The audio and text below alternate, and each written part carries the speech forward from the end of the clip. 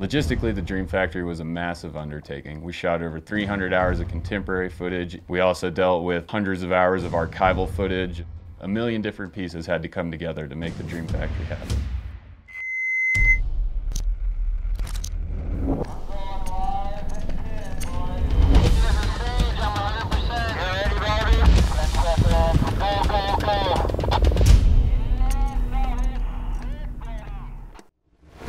This year we decided to make a film called The Dream Factory that would be focused on the history of skiing in Alaska.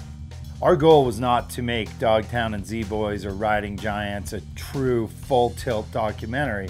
We wanted to make a contemporary ski and snowboard film that had a rich history component to it. As we set out to make this film, we basically were moving to Alaska for 4 months. So we had to get snow machines up there, all the production gear, cameras, lights, dollies, jibs. First time I've come to Alaska in January, kind of like had this image in my head that it's just dark all winter in January up here, but not true.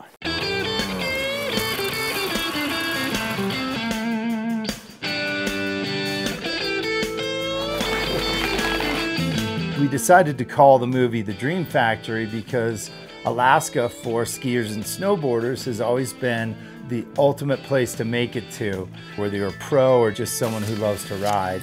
It's pretty cool to actually be here looking at it myself. Whether or not I'm in the mountains or in the city, it's no different to me. I'm here.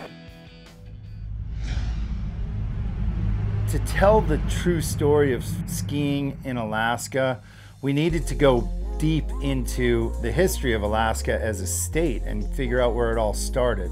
Well, as we started to dive into the archival story, everything happened first in an interview space. We shot about 23 additional interviews. You know, it's not one story, it's everybody has their own stories. It was just I think I might have even pierced his ear on that trip. The guy was as gnarly as they came. There was a girl in a bikini top. Just get in and guide them. I think the Joneses blew out like 3 or 4 sets of speakers. They kind of just, you know, stole our powder, smoked our weed. We didn't have any women. They had all the women anyway. How do you like that? This story continued to evolve. The more people we interviewed, the more stories we uncovered. That's how we stumbled upon Chuck. We were chasing down the story of Mike Kozad, and via him, we discovered Chuck McMahon. And, you know, he just opened up 2-3 years more history than anyone has ever told.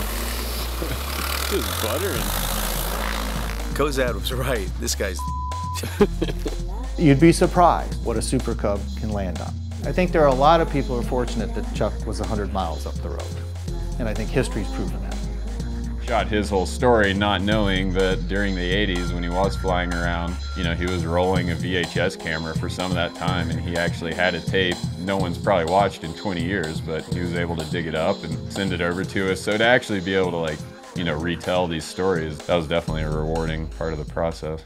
Throughout the process of filming this, we really ended up working with some amazing people. You know, they were just incredibly generous and excited about being part of the project.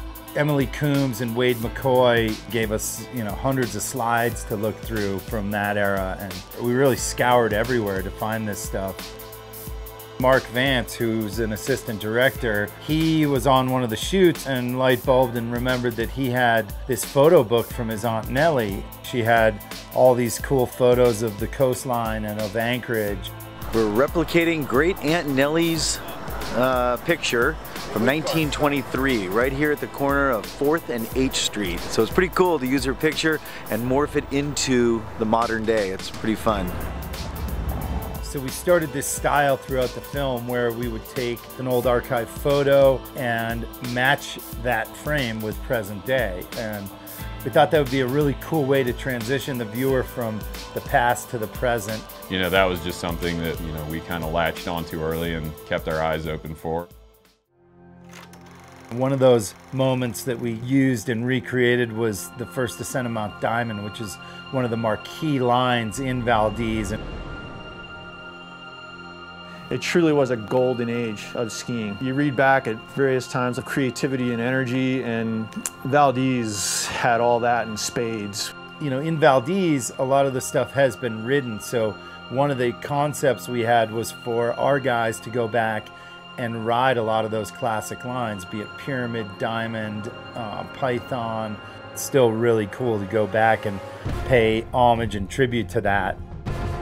I think this film reaches a broader range of people because, you know, it delivers you some of the most progressive modern day riding, but it tells you a story and it tells you why they're there and how they got there and what came before them. The subject matter we took on is just great. There's a beautiful story there. So as the editor, you just want to do that story justice. That's a cool experience to feel like you played some part in just kind of sharing these stories with people.